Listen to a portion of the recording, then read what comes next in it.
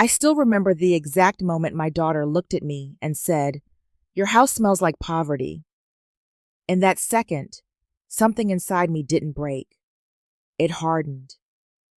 She walked out thinking she was leaving something behind, but she had no idea what she was about to lose.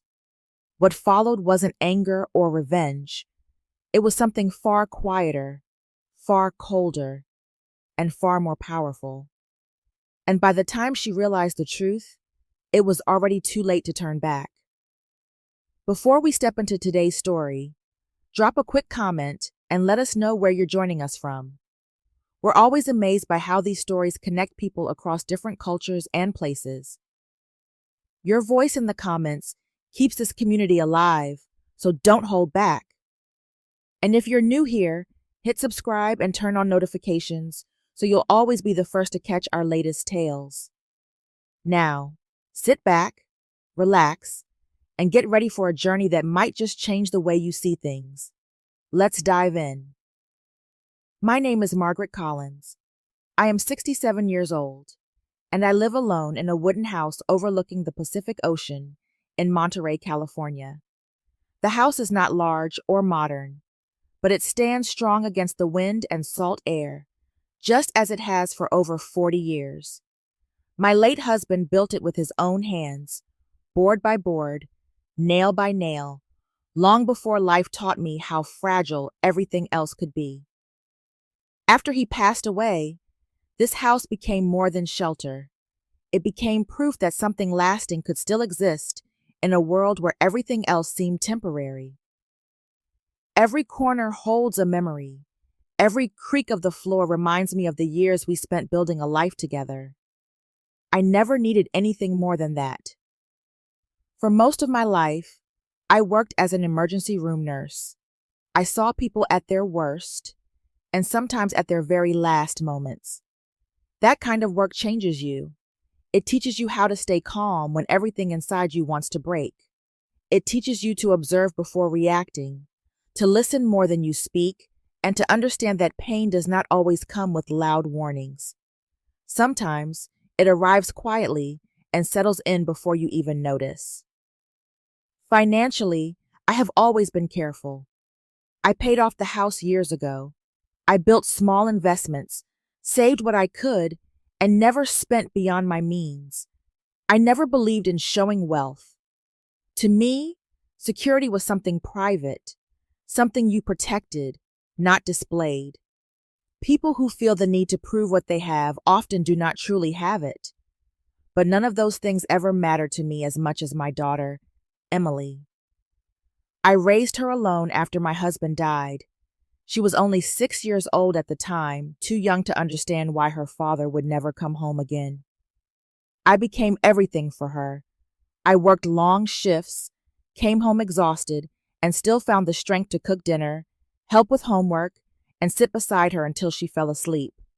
There were nights when I barely slept, but I never let her feel the weight of what I carried.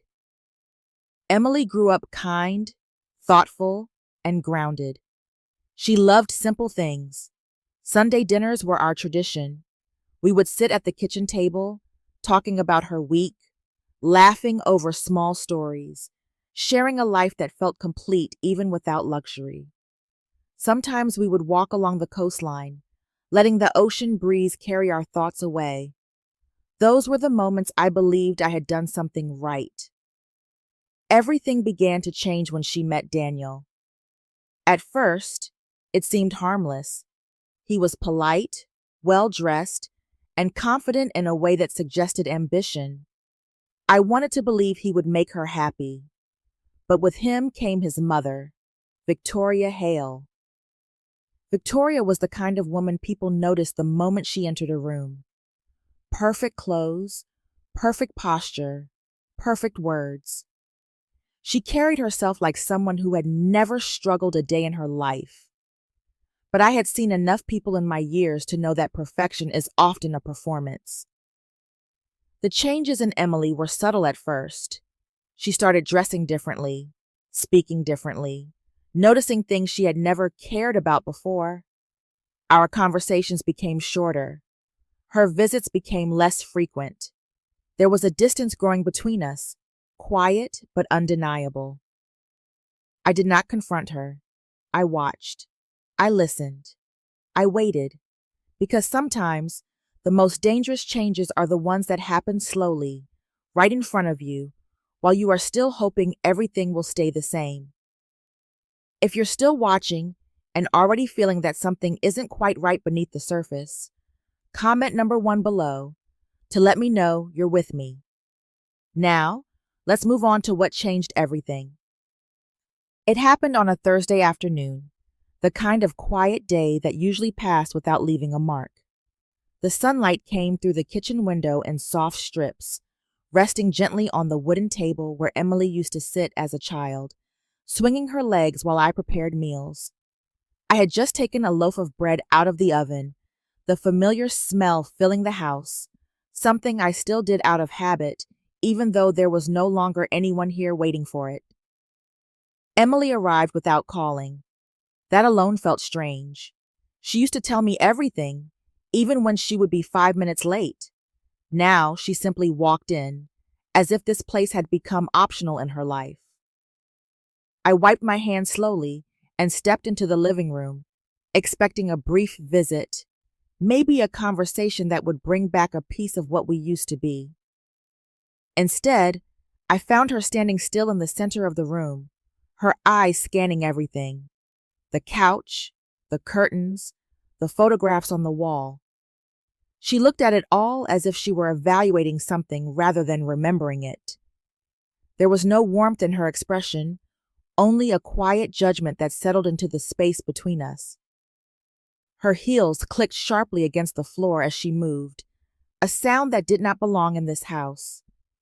I noticed the way she was dressed, tailored clothes, polished, expensive, everything carefully chosen. She carried herself differently now, straighter, more distant, like someone who had learned how to perform confidence instead of simply feeling it. I stayed silent, waiting. I had learned long ago that silence often reveals more than questions ever could. Then she spoke. She said my house smelled like poverty. The words did not hit me all at once. They spread slowly, sinking into places I did not expect. I had heard pain, anger, even cruelty in my years as a nurse, but this felt different. This was not spoken in desperation. It was deliberate, controlled, and final. I looked around the room she had just dismissed, the same room where she had grown up, where she had laughed, cried, celebrated birthdays, and built her childhood.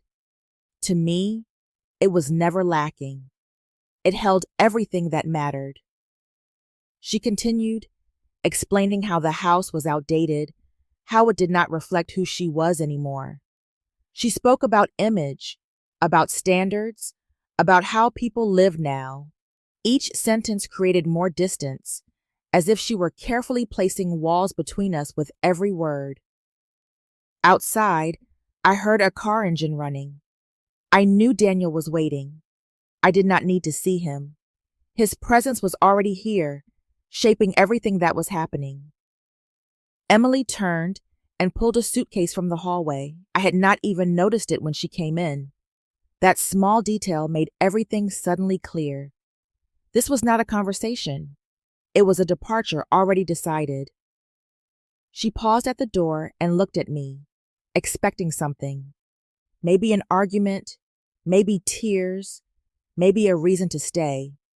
But I understood in that moment that nothing I said would reach her. She asked if I was going to stop her. I felt something inside me settle, not breaking, but hardening into clarity. I realized that love does not always mean holding on. Sometimes it means letting someone walk away and face what they have chosen, so I told her no. She hesitated for just a second, as if she did not expect that answer. Then she opened the door and stepped outside. The sound of her suitcase rolling across the ground echoed longer than it should have, as if the house itself was holding on to it. I stood there after she left, listening to the silence that followed. The house felt exactly the same. The walls had not changed, the air had not changed, but something inside me had. For the first time, I understood that the life I had built for her was no longer something she recognized, and in that realization, something quiet and irreversible shifted within me. If that moment hit harder than you expected, and you're wondering what she'll do next, comment number 2 below to stay with me. Now let's see how the situation begins to unfold. The morning after Emily left, I woke before dawn, long before the ocean began to reflect the first light of day. The house was silent in a way I had never experienced before. It was not the quiet of solitude, but the kind that follows something irreversible. I moved through my routine carefully, as if each small action mattered more now than it had the day before. I brewed my coffee and sat at the kitchen table, holding the cup between my hands, letting the warmth settle into me. My mind replayed everything that had happened, not with emotion, but with precision. I had spent years in emergency rooms, where panic only made things worse. You learn to observe first, to understand the situation before acting. That instinct had not left me. Emily's words echoed, but they no longer carried the same sting. Instead, they revealed something clearer. She had not rejected the house itself. She had rejected what it represented. Stability, simplicity, a life built slowly instead of displayed quickly. That realization shifted something inside me. I stood up and walked down the hallway to the closet I rarely opened. Behind coats and storage boxes sat a locked file case. It had been years since I last touched it. I brought it to the table and opened it carefully, the hinges making a soft sound that felt louder than it should have.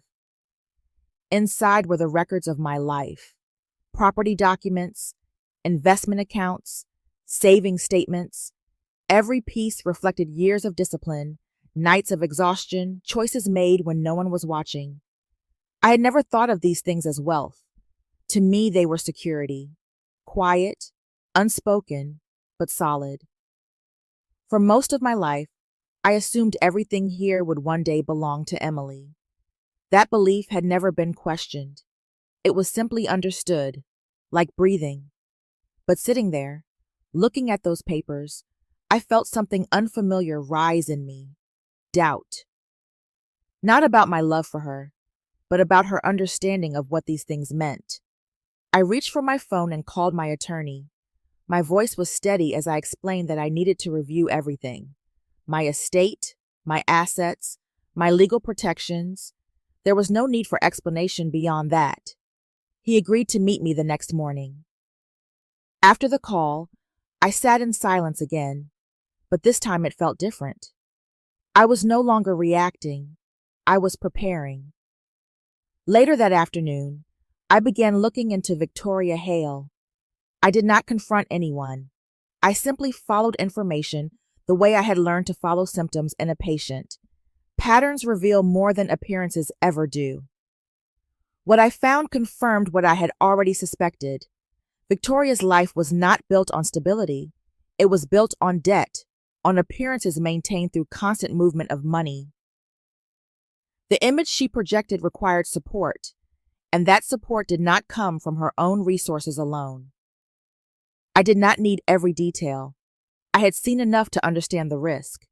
Emily had not stepped into something stronger. She had stepped into something fragile, something that depended on illusion rather than foundation. That realization settled heavily but clearly in my mind. If I did nothing, everything I had spent decades building could become part of that instability. Not because Emily intended harm, but because she did not yet see the danger. That night, I closed the file case and returned it to its place. The act felt different than it had before. It was no longer about storage. It was about protection.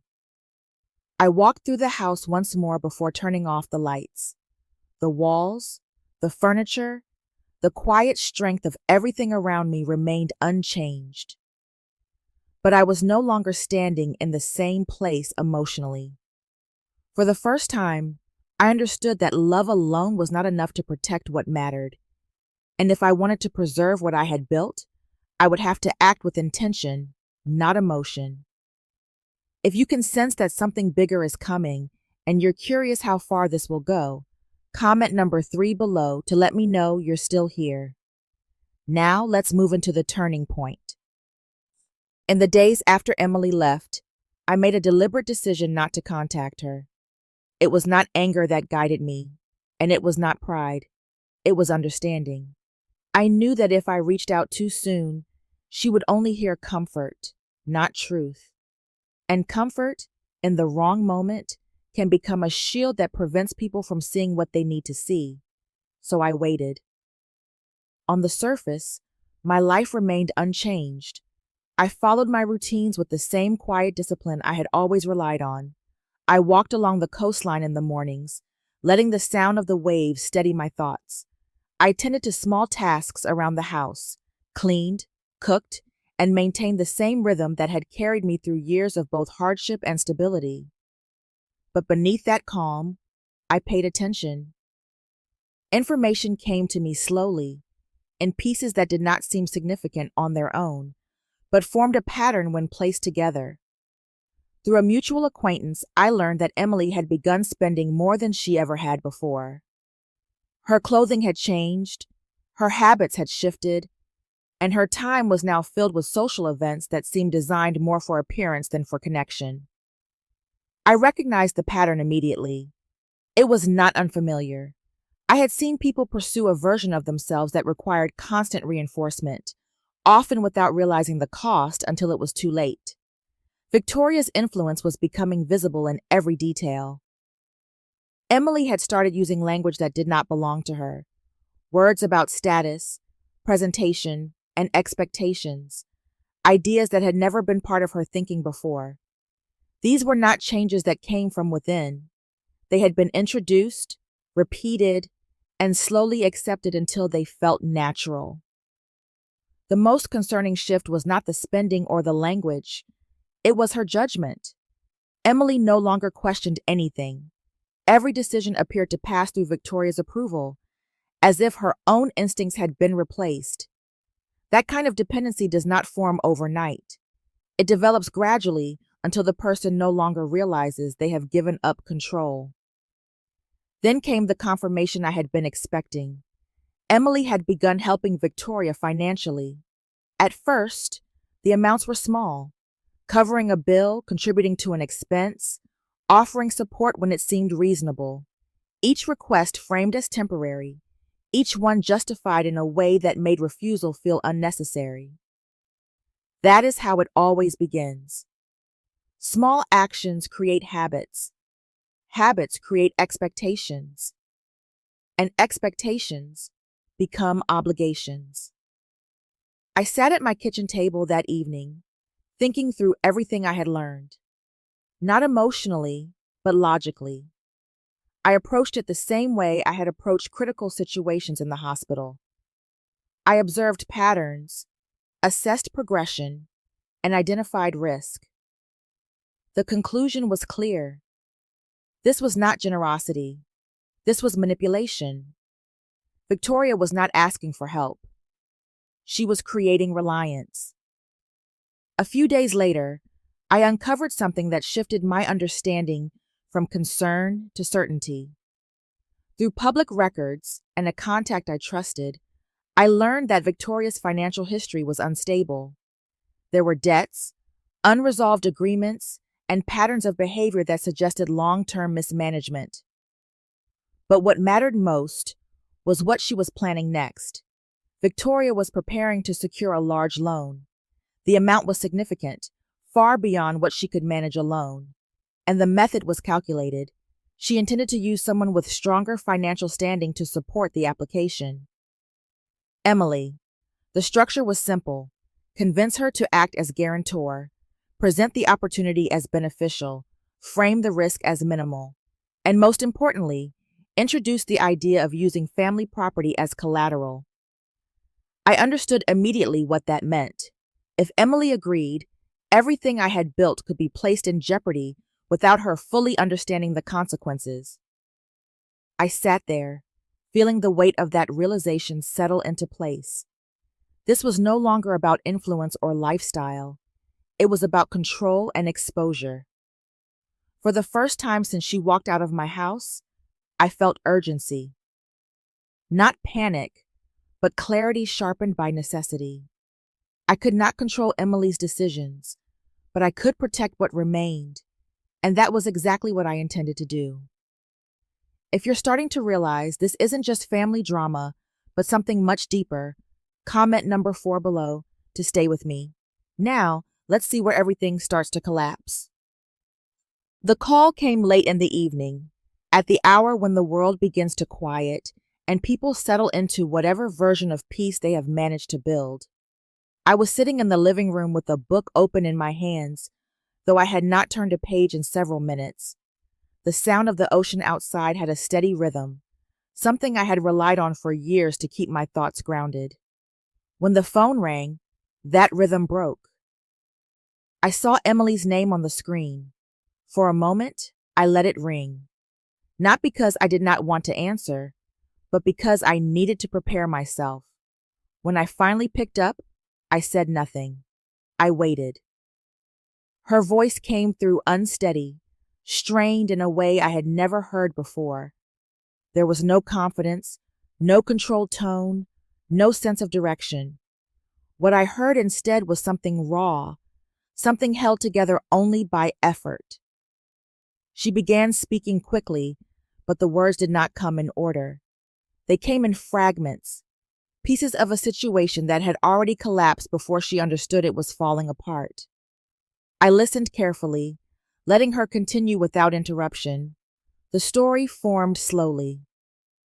The investments she had been involved in were not real.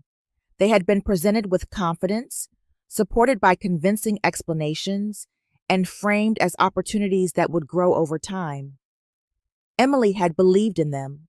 She had trusted Victoria completely. At first, the requests had been small, contributions here and there, each one justified, each one temporary. Then the amounts increased. The explanations became more complicated, less transparent. Questions were answered with reassurance rather than clarity. And then, all at once, the structure failed. The money was gone. Not delayed, not tied up. Gone. Victoria's financial situation was worse than it had ever appeared. Debts had accumulated beyond control, and the life she presented depended entirely on pulling resources from others. Emily had not been included in a partnership. She had been used as support. I closed my eyes for a moment as I listened, not to block anything out, but to keep my thoughts steady. There was no shock in what I heard. The outcome had followed a pattern I had already recognized. What I felt instead was confirmation. Emily's voice broke as she described what came next. Victoria did not admit failure.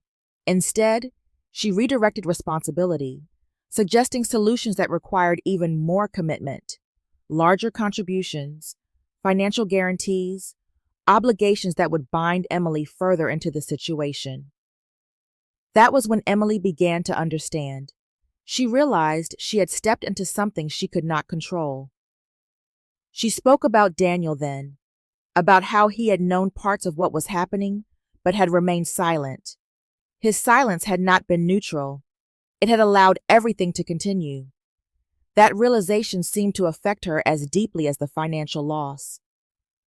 I remained still, listening to every detail.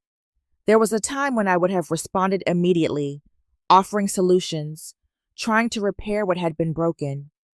But I knew that this moment was not about fixing anything. It was about seeing clearly. When she finished, there was silence. I could hear her breathing, uneven, waiting for something from me. Not advice, not explanation, but reassurance. I did not give it. Not because I did not care, but because I understood what mattered now. Emily was no longer speaking from confidence or illusion. She was speaking from consequence. For the first time since she walked out of my house, she was facing the reality of her choices without anything to soften it. And in that moment, I knew something important. This was not the end of her situation. It was the beginning of her understanding. After the call ended, I remained seated in the same chair, my phone still resting in my hand. The house was quiet again, but it was not the same quiet as before. This silence felt heavier, as if it carried the weight of something that could not be undone. I stared out toward the dark outline of the ocean, letting the steady rhythm of the waves settle my thoughts. For most of my life, my role as a mother had been clear. I protected, I supported, and I fixed what I could before it became something worse. That instinct had guided me through every difficult moment Emily faced growing up. But now, for the first time, I questioned whether that instinct had also prevented her from learning what she needed to understand. Emily had not asked directly for help, but I could hear it in her voice. It was in the pauses, in the way she described her situation, waiting for me to interrupt and offer a solution. I knew that if I stepped in now, I could make things easier for her. I could reduce the pressure, remove the immediate consequences, and restore some level of stability. But I also knew what that would create. If I solved this for her, I would be confirming that no matter what decision she made, there would always be someone else to absorb the impact. That kind of protection does not teach responsibility. It delays it. I stood and walked slowly to the window, watching the ocean move with its usual certainty. It did not adjust itself for anyone. It did not soften its edges because someone was unprepared. It simply existed as it was, consistent and unchanging. There was something honest in that. The next morning, I kept my appointment with my attorney. I explained everything clearly, without emotion, presenting the situation as it was. We reviewed my assets, my property, and every legal structure available to ensure that nothing could be used without my consent. That was when I made the decision that would define everything that followed. I transferred my home and primary assets into a trust. The structure ensured that the property could not be used as collateral, directly or indirectly. No one could access it through pressure, persuasion, or assumption. It was secured in a way that removed it entirely from external influence. I also revised my will. This was not done out of anger. It was done with clarity. Emily would not automatically inherit everything I had built. Any future support would depend on her ability to demonstrate responsibility and understanding. What had once been assumed was now conditional. When I signed the documents, my hand remained steady. There was no hesitation, no second guessing. That surprised me. I had expected some form of emotional resistance, but there was none. The decision felt necessary. After leaving the office, I sat in my car for a while, letting the reality of what I had done settle in. This was not a temporary adjustment. It was a permanent shift in how things would work moving forward. Later that day, Emily called again. Her voice carried more urgency this time. The situation had worsened. The pressure around her had increased, and she spoke with a growing sense of uncertainty. I listened carefully, allowing her to explain everything without interruption. When she finally paused, waiting for me to respond, I chose my words carefully. I told her that I could not fix this for her. There was silence on the other end. Not anger, not disagreement, just silence. It was the kind that comes when someone hears something they were not prepared to accept. I explained that she needed to step back, to understand what was happening, and to take responsibility for her own decisions. I told her that I would not step in to remove the consequences. When the call ended, I placed the phone down and sat quietly. This was the line I had drawn. I was still her mother, but I was no longer the solution to her mistakes. If you're still here and wondering whether this decision will change everything, comment number 6 below to let me know you're with me. Now, let's move on to Chapter 7. In the weeks that followed, I heard almost nothing from Emily. The silence stretched longer than I had expected, not because I believed her situation would resolve quickly, but because I understood how difficult it is for someone to sit with the consequences of their own decisions without reaching for immediate relief. I did not call her. Each day, I followed the same routines that had carried me through years of both stability and loss. I walked along the coastline in the mornings, letting the ocean steady my thoughts. I prepared simple meals, kept the house in order, and filled the quiet hours with small tasks that gave structure to my day. On the surface, everything remained unchanged. But inside, there was a constant awareness. A part of me listened for the phone, even when it did not ring. Through indirect sources, I began to understand what Emily was going through. She had left Victoria's home. The arrangement that once seemed so appealing had collapsed under its own weight. The expectations placed on her had grown beyond what she could sustain, and the promises that justified those expectations had disappeared. Emily and Daniel were no longer living in the environment they had chosen. They had moved into temporary housing, something small and impersonal. It was not a place built for comfort or long-term living, but a place that reflected the reality they now faced. The contrast between that and what Emily had once described as her new life could not have been clearer. Financially, she was struggling. The money she had contributed was gone, absorbed into obligations that had never been fully explained. What remained were the consequences: credit accounts under pressure, payments delayed, and a growing awareness that stability cannot be built on uncertainty. Daniel, from what I understood, had begun to change as well. His silence, which had once allowed everything to continue, was no longer sustainable. When reality replaces perception, silence becomes difficult to maintain. There were tensions between them now, not explosive, but constant, the kind that builds quietly and affects everything around it. As for Victoria, the situation had shifted in ways that could no longer be controlled. Financial irregularities that had once remained hidden were now being examined more closely. Records were being reviewed, patterns questioned, and the image she had maintained for years was beginning to break under that scrutiny. What had once been supported by confidence and presentation was now exposed to something far less forgiving. I did not involve myself directly, but I was aware of what was happening, and I understood that what Emily was experiencing was not isolated. It was part of a larger structure finally coming apart. One afternoon, sitting at my kitchen table, I allowed myself to consider something I had been holding back. Was I being too harsh? The question did not come from regret. It came from the part of me that had always stepped in, always tried to protect, always tried to soften the impact before it became too heavy. That instinct had not disappeared. It was still there, quiet but present. But I also understood something just as clearly. If I intervened now, I would interrupt a process that had only just begun. Emily was learning. Not through advice or warning, but through experience. The kind of experience that leaves a lasting mark because it is tied to real consequences. The kind that reshapes how a person sees the world and their place in it. That kind of understanding cannot be given.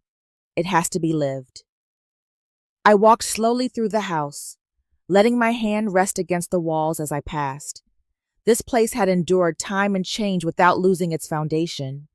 It remained steady because it had been built carefully, without shortcuts. That was what I wanted for Emily. Not temporary comfort, but lasting stability. That evening, the phone rang again. I looked at it for a moment before answering. This time, I knew something had shifted. When I answered the phone that evening, I could hear the difference immediately.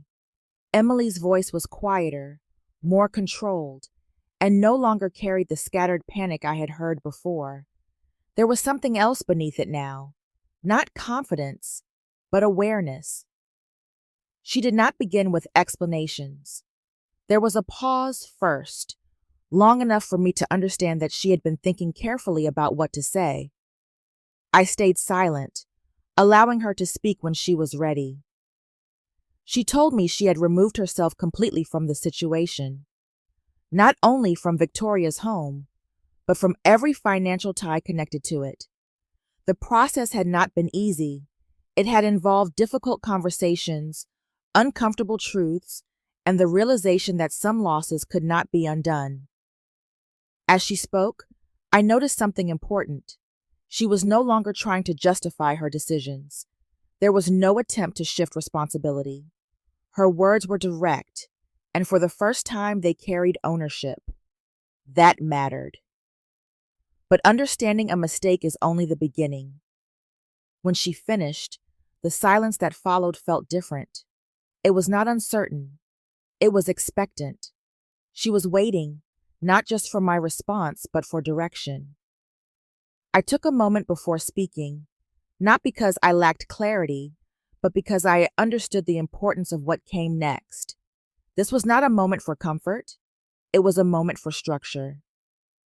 I told her that stepping away from the problem was necessary, but it was not enough. Real change requires more than distance. It requires effort, time, and a willingness to face uncomfortable truths. I explained what I expected if she truly wanted to rebuild. She needed to place herself in an environment where consequences were real and visible, not abstract or distant, but human and immediate.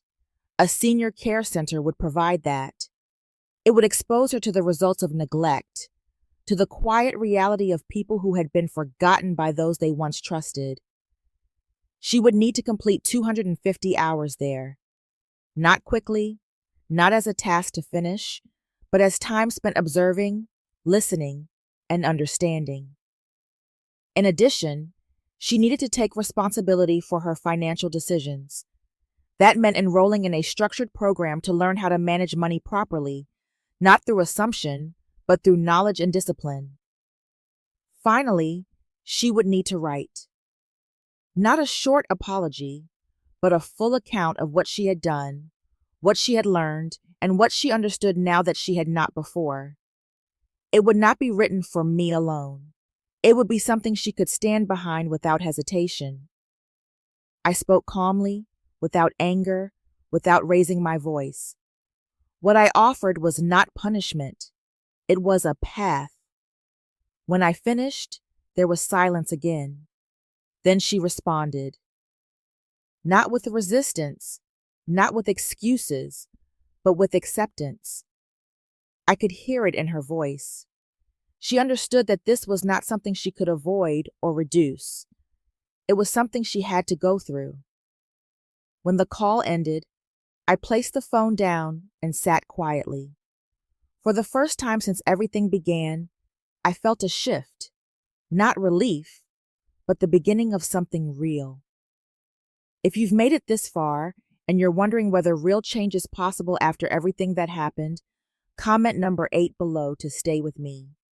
Now, let's move toward the final outcome of the story. Time moves differently when someone is rebuilding their life. The days feel longer, the choices feel heavier, and progress is not always easy to see from the outside. In the months that followed my conversation with Emily, I chose to let time do its work. I did not call her. I did not ask for updates. I allowed her the space to move through everything on her own. I understood that if I interfered too soon, I would risk turning real change into something temporary. Growth, if it is to last, has to come from within. Even without direct contact, I began to notice the difference. The first sign was consistency. Emily showed up where she needed to be. The senior care center became part of her life, not something she rushed through, but something she remained present in. I learned this indirectly through someone who mentioned her name without knowing the connection between us. They described her as attentive, patient, and willing to listen. That mattered more than any report. The second change, was in her sense of responsibility. She enrolled in a financial program and followed through with it. This was not something she had ever taken seriously before. Managing money had always been secondary, something she believed could be adjusted later. Now, she approached it with discipline.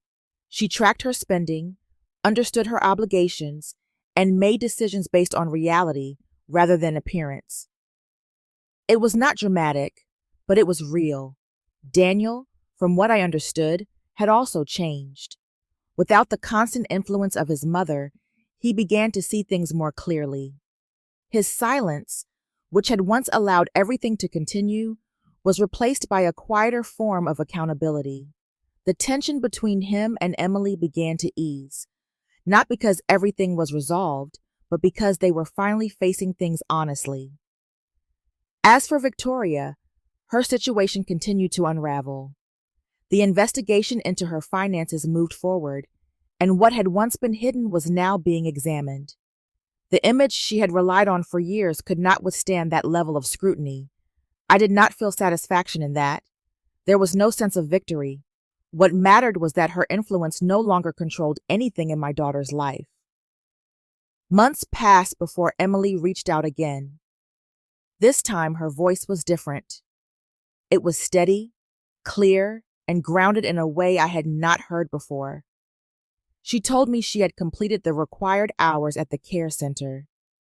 She spoke about the people she had met, not in detail, but with a weight that showed she had truly listened and understood. She also told me about the letter. She had written it more than once, revising it until it felt honest. Not something written to satisfy a condition, but something she believed in. She asked if she could bring it to me. When she arrived, I opened the door and saw her standing there. She looked simpler, but stronger. There was no performance in the way she carried herself, no need to prove anything. She stood quietly, present in a way she had not been before. And in that moment, I saw something I had been waiting for. Not perfection, but change. When Emily stepped into the house that day, nothing about the space had changed. The same light filtered through the windows, the same quiet rested in every corner, and the same familiar scent lingered in the air. But something else had shifted, something that could not be seen but could be felt immediately. I watched her as she stood just inside the doorway. This time she was not looking around with judgment. Her gaze moved slowly, thoughtfully, as if she were seeing the house for the first time in a different way. There was no distance in her expression now, only recognition. We moved to the table without saying much. Silence no longer felt heavy between us. It felt appropriate. She placed an envelope in front of me. I opened it carefully and began to read. Her words were steady, clear, and direct. She did not try to excuse what she had done. She described her choices honestly, acknowledging the impact they had, not only on me but on herself. What stood out was not the apology itself, but the understanding behind it. She wrote about the difference between appearance and stability, about how easily she had been drawn into something that looked successful but lacked foundation. She described the people she met at the care center and how their experiences forced her to see what she had ignored. When I finished reading, I folded the letter and set it down. For a moment, we simply looked at each other. There was nothing left to explain. I reached across the table and placed my hand over hers. The gesture was small, but it carried everything that words could not express. It was not forgiveness in the sense of forgetting. It was acceptance of what had changed. From that point forward, we began again. Not by returning to the past, but by building something new. Our relationship became quieter, more deliberate, shaped by understanding rather than assumption. Emily no longer tried to prove anything. She made decisions carefully, with awareness of their consequences. As for me, I no longer felt the need to protect her from every difficulty. I understood that real strength comes from facing reality, not avoiding it. The house remained exactly as it had always been. But its meaning had changed. It was no longer just a place of memory. It had become a place of understanding. In the end, life has a quiet way of revealing what truly matters, not through comfort, but through moments that test our choices and challenge our understanding. It is easy to chase appearances, to believe that value lies in what can be seen, but real worth is built in silence, in patience, and in the strength to face the truth. Growth does not come from avoiding mistakes, but from understanding them deeply and choosing differently. Sometimes, the hardest lessons become the most meaningful ones, shaping us into people who see more, feel more, and live more honestly. Thank you for being here and sharing this journey. If this story resonated with you, take a moment to share your thoughts in the comments. And do not forget to follow and subscribe for more stories that stay with you long after they end and inspire you to reflect on your own path.